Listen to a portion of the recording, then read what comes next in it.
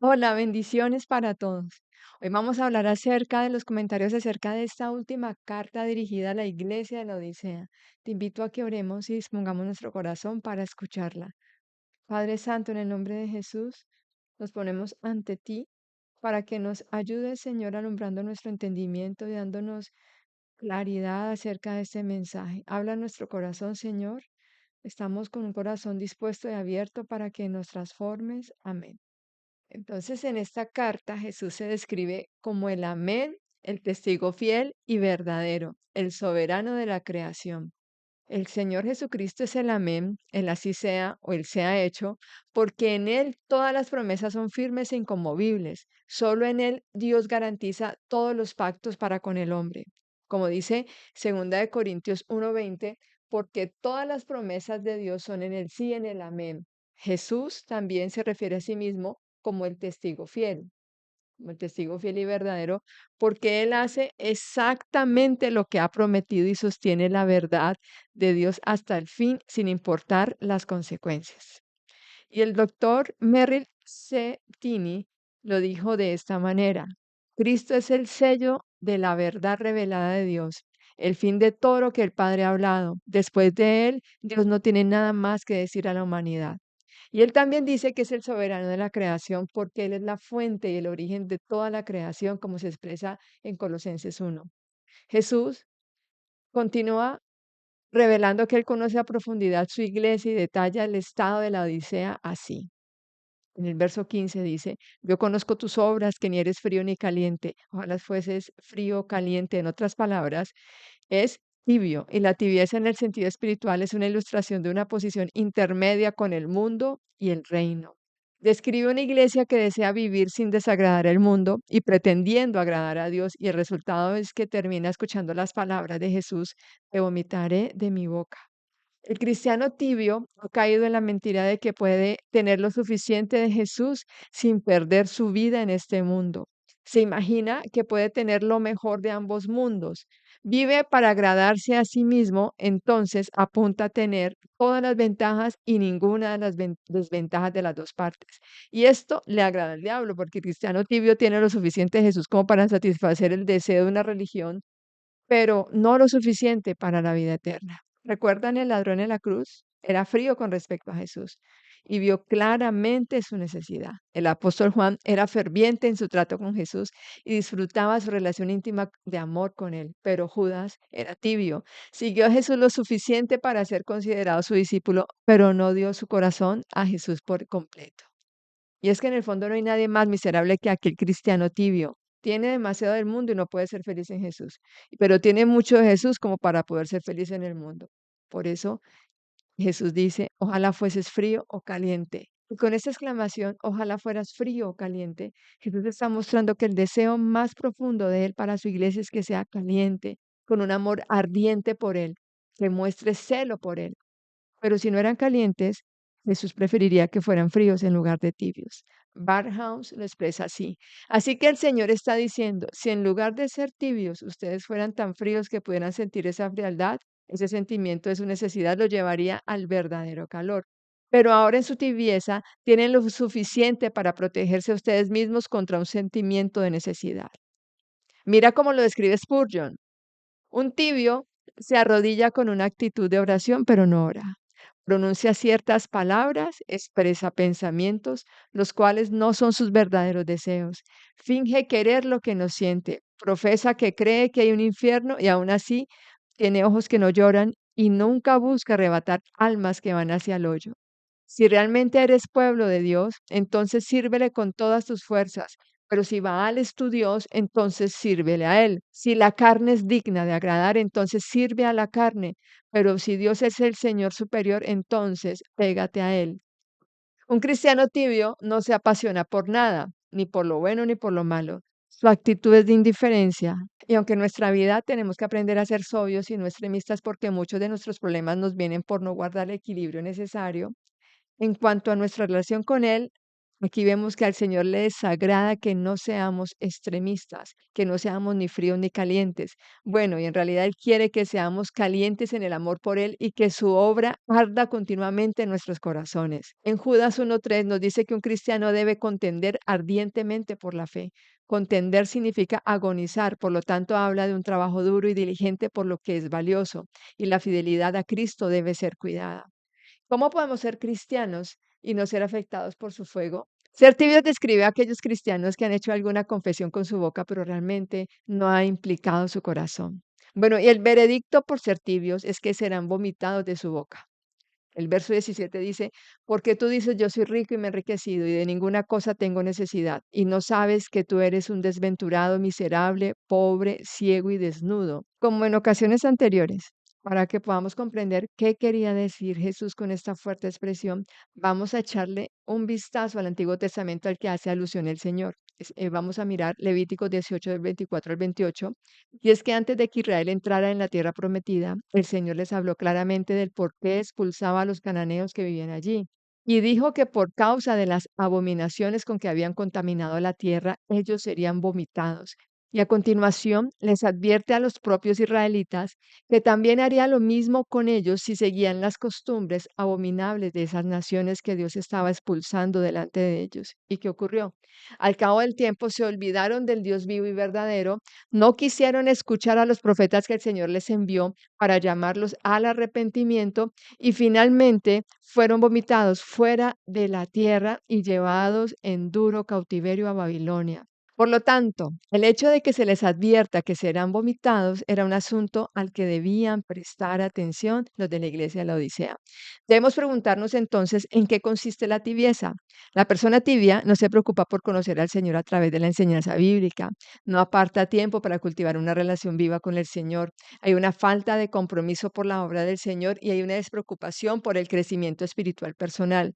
Se llega a un punto donde el creyente se confunde con el mundo. Ser llamado tibio describe a un cristianismo sin entrega verdadera, hipócrita, falso, mecánico, mezclado con el materialismo.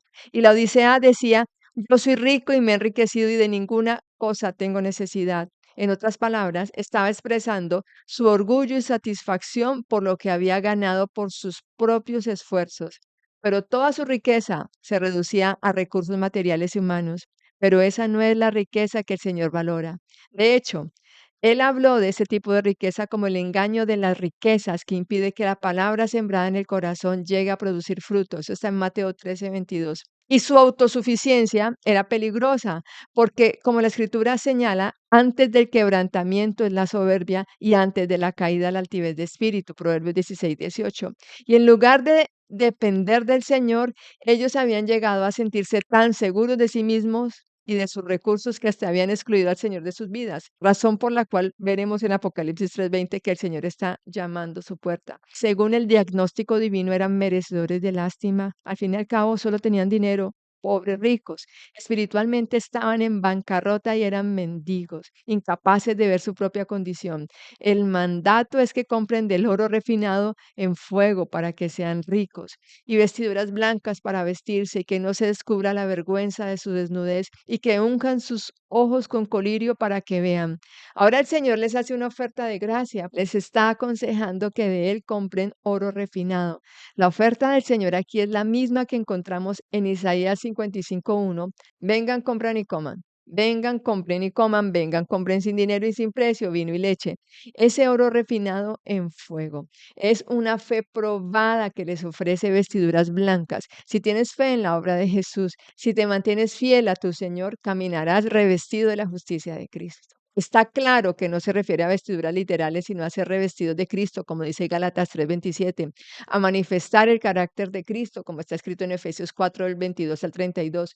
También les ofrece el colirio para que vean que es el verdadero discernimiento espiritual que viene a través del Espíritu Santo.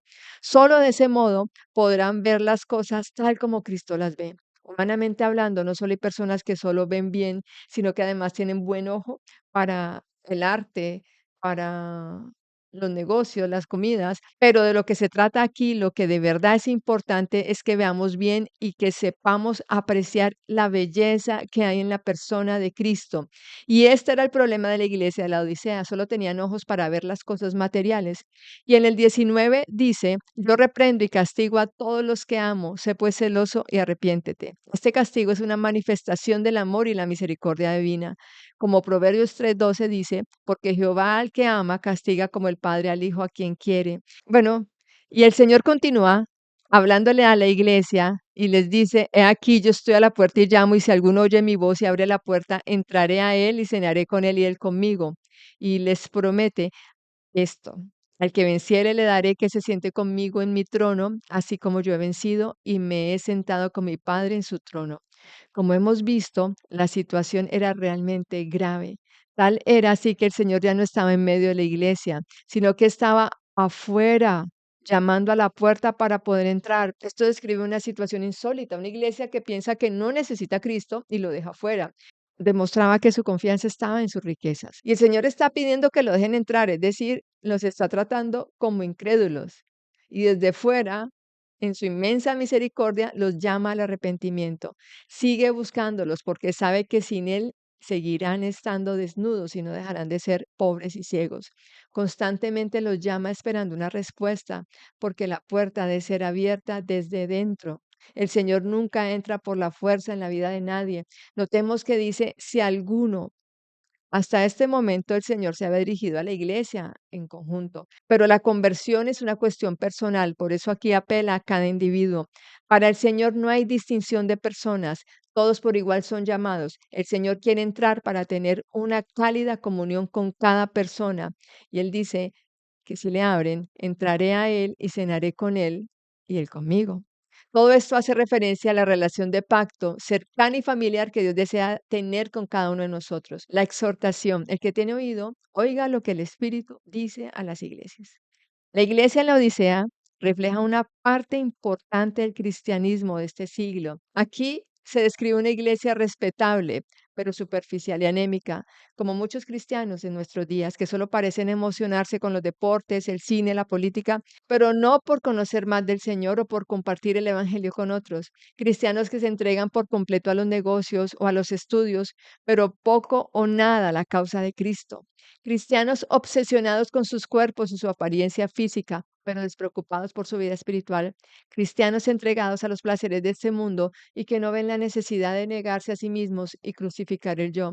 Cristianos solícitos en la búsqueda de nuevas experiencias, pero sin un verdadero anhelo de conocer más la palabra de Dios. Cristianos que han abrazado el relativismo de este mundo. Iglesias con una perfecta organización y atractivos programas que pueden funcionar muy bien sin la presencia del Señor Jesús. Un cristianismo, por lo tanto, que ha dejado de ser relevante para el mundo. Ahora permíteme contarte una historia. Cuentan la historia de una iglesia que en la puerta de su local había escrito un versículo bíblico que decía, nosotros predicamos a Cristo crucificado. Con el tiempo una parra había ido creciendo a su lado y poco a poco empezó a tapar las palabras del versículo, empezando por el final. Primero cubrió la palabra crucificado y curiosamente también la iglesia que se reunía en el local había dejado de predicar la cruz de Cristo.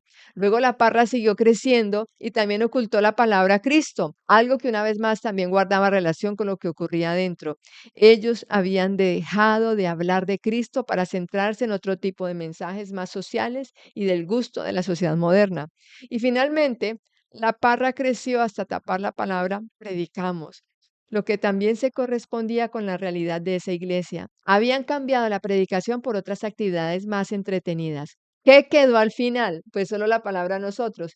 Cristo ya no estaba allí, solo estaban ellos. Algo parecido a esto era lo que había ocurrido en la iglesia de la Odisea. Roguemos al Señor que nos libre de ir por ese camino. Bueno, en este video terminamos con la lectura de las cartas a la iglesia. Recuerda que estas cartas son vigentes. ¿Qué te habló el Señor?